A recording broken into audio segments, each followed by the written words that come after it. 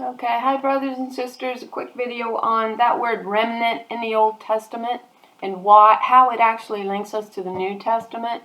And so we have more than, of course, one Hebrew word as remnant. We have a masculine one here, 7605. I'll show you why it isn't masculine. The remnant we're going to be looking at is all female. And how the Old Testament remnant, actually female remnant, links us to the New Testament thunder, which is the thunder that utters, the seven thunders that utters, is female, because it links directly back to the feminine remnant, not this male remnant. So we'll just look at the male remnant right quick just to show you. Strong's Hebrew 7605, she'er. It means rest, residue, remnant, masculine. And it's from the word sha'ar. So if you go and hit on that, it's 7604, to remain, be left over. It also, in the War Scrolls, when we were reading about the sons of Belial and the sons of darkness, it stated there would be nothing left, no remainder left of those wicked sons of Belial, of worthlessness, of darkness. And when I pinned my last video on 8th Day Dawning, I made the mistake of thinking it was the one on Sennacherib. And that was the study that I actually did on the night of October 31st. It has yet to be posted. I just haven't had the time to go in and watch the video to see what I missed, what I said, if it's worth being posted. I haven't got around to it yet, but I hope to. But I didn't do the study on Isaiah 66. And that's yet to be read and done, all right? But I did do the chapter of Isaiah 45 in that video and spoke on the information of Sennacherib and actually how it all linked us back to the moon. The powers of darkness is really what I was looking at to some degree in that particular video. But again, I ain't had a chance to rewatch it since I made it. And it will be posted on Ruth Abbey, hopefully, at a maybe tomorrow, a near date, hopefully. So again, so we had the male masculine here. It means to let loose, the derivative when you hit on it, which is 8281. Let it loose, set you free. Let me see. He, God, because they love that he pronoun, these men do. Deuteronomy 4, you saw no image, make no image, and we end up with a male image completely. So now what we hit on, okay, wait, I said that wrong. Yeah, the male one was 7604, sha'ar, to remain, be left over. It doesn't say to let loose. No, that's not what it said.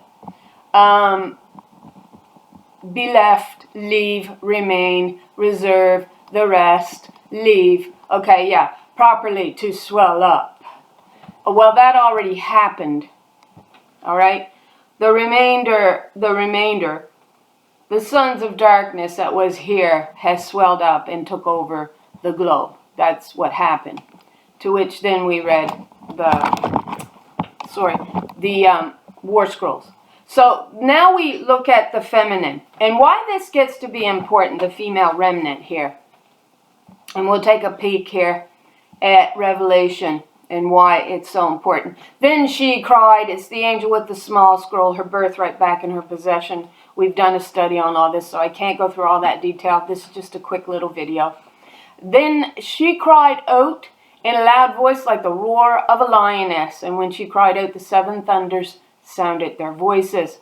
And when the seven thunders had spoken, I was about to put it in writing, but I heard a voice from heaven saying, seal up what the seven thunders have said and do not write it down. And then the angel I had seen standing on the sea and on the land lifted up her right hand to heaven. I'm not going to read any more than that. We see the seven thunders. Why is it important to identify the remnant? Well, let's go to the feminine remnant, which is 8293. Strong's Hebrew 8293. Now we had the masculine. This is feminine. It's feminine, remnant. It's another form of shara, abbreviated freedom, right? Remnant, all right? So if you hit on shara, it'll say to let loose.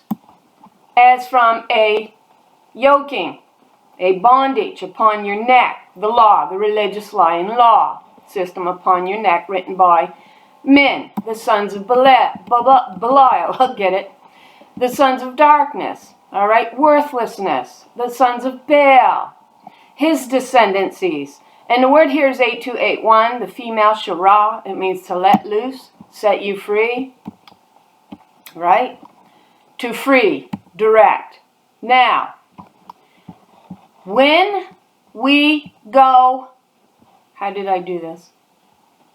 Let's go back. All right. Oh, wait, that was it. Okay, so when we hit on Shara, 8281, and we scroll down into the notes, all right, this is what it says. She, God, let it loose, i.e., what does it say in the notes? The thunder. So she lets loose the thunder. How can we identify this for certain as feminine? Well, when we look at the remnant in the Old Testament, go in and do your homework. All right? And don't let that little he pronoun throw you off with your brain, because God sees you without excuse not to understand the Godhead. I manifest it in what I created. And then they'll take you to passages like Isaiah 46 and say, he carried you in his womb all the days of old. Right. Does that reason out in your brain? God says you're without excuse. You're not going to stand before me and say, oh, I didn't know about you, Mother Creator. I had no idea you existed. You are to be transformed by the renewing of your mind. You had a religious lie pounded into your head through a violent system, and you succumb to it over time. And it's called brainwashing. That's right. And the men get on the pulpit because they've been brainwashed by their forefathers using that he pronoun that appeals to them so much that they can't go in and reason out the simple truth in the Old Testament and say, he didn't carry you in his womb all the days of old. She did. And she travails to bring you forth. Not him, though. He gets all the credit of the travailing. Yeah. And you women bow down at the feet of the idol as a harlot, just like Jezebel did. She actually didn't bow because in those days it was known women had power.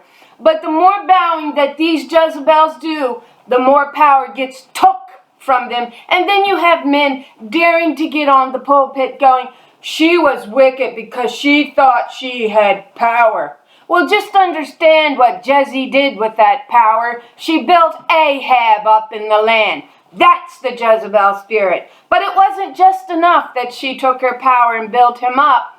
Over time, they had to remove hers completely so that you bowed completely at his feet.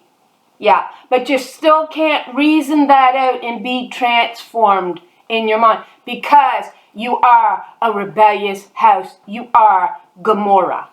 That's what you are. Now, what does it say of the remnant daughters? Let's read. We have many passages that indicates this is female. She says, behold, I am going to deal at that time with all of you oppressors, and I will save she. All right, it states she. And I will save her that halteth, and I will gather her that was driven out, and I will get them praise and fame in every land where they have been put to shame. All right, that's one of the remnant returning. Micah 4:7.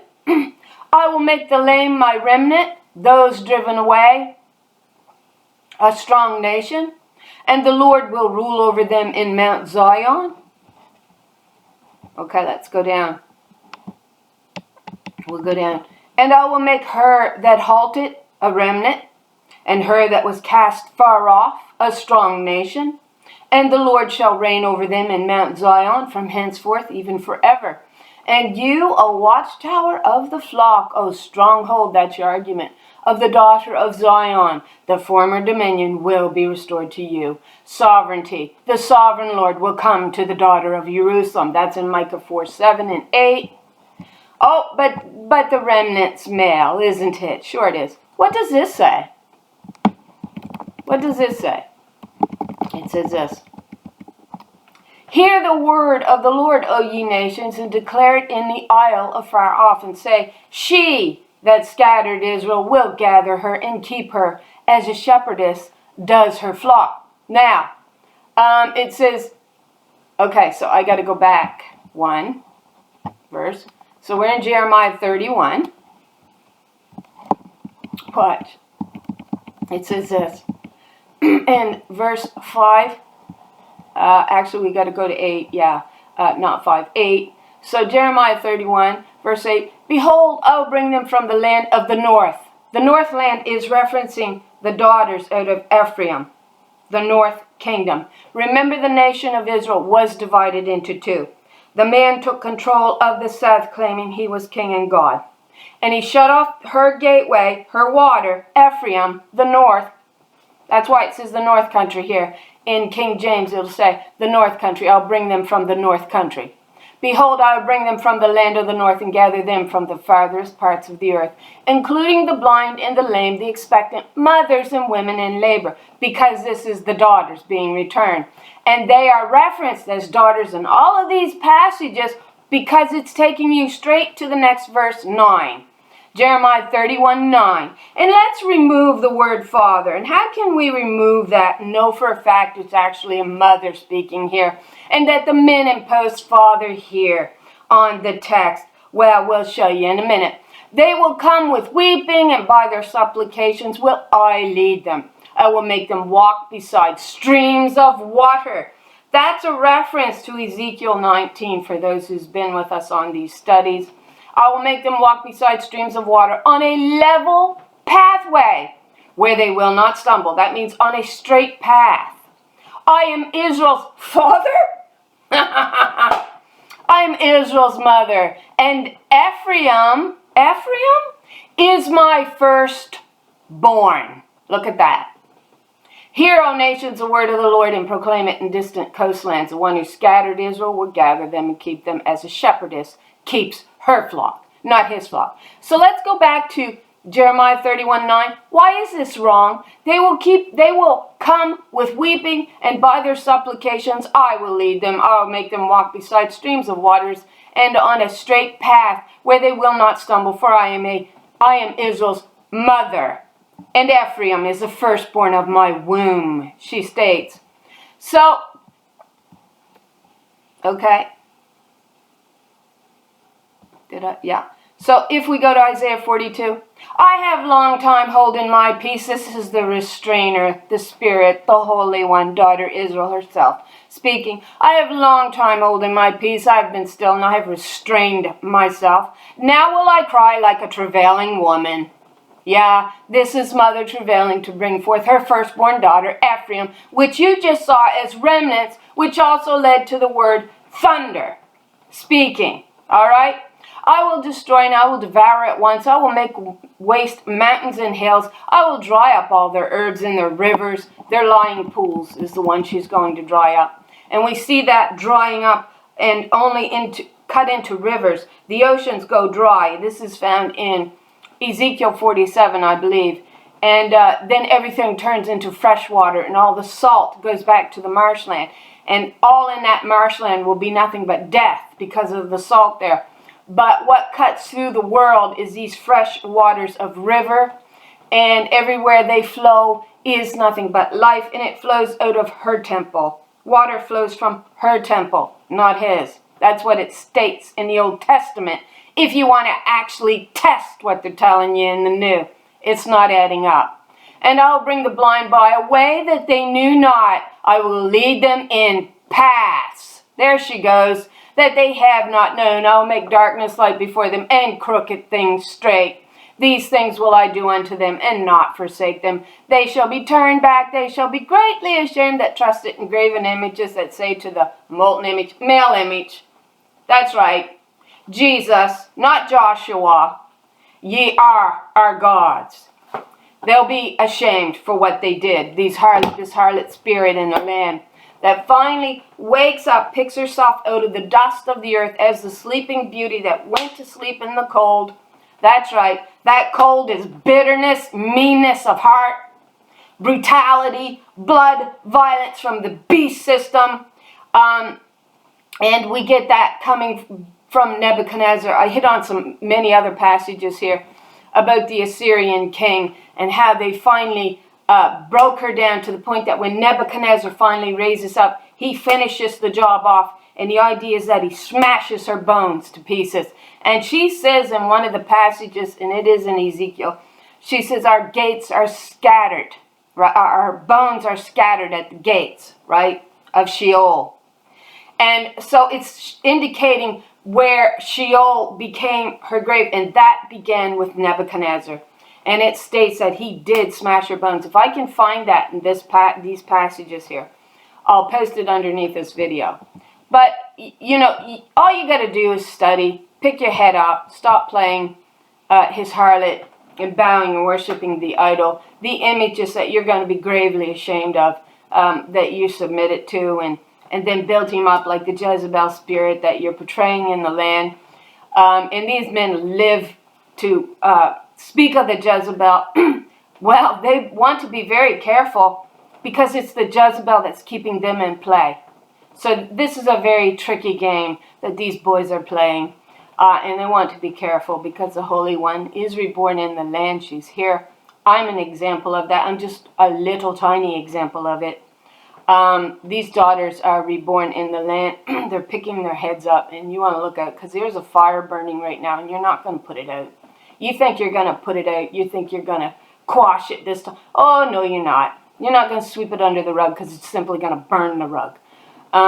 So anyway, thanks for watching. Pray the Lord blesses you with an abundance of truth. I hope you all have a really gorgeous day. We've been having some gorgeous weather.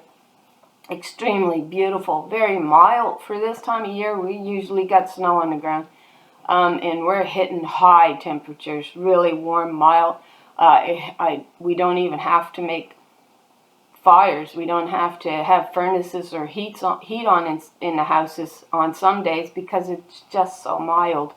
It's amazing. Anyway, enough talk about the weather. Hope you all have a good day. Whether it be cold or warm, it can still be beautiful. Thanks for watching. Pray you're blessed again with abundance of that truth coming from the Holy Spirit, not from anywhere else, not from man or woman, but you studying it for yourself and having the Holy Spirit reveal it to you. Thanks again. Hope you have a beautiful day. And see ya.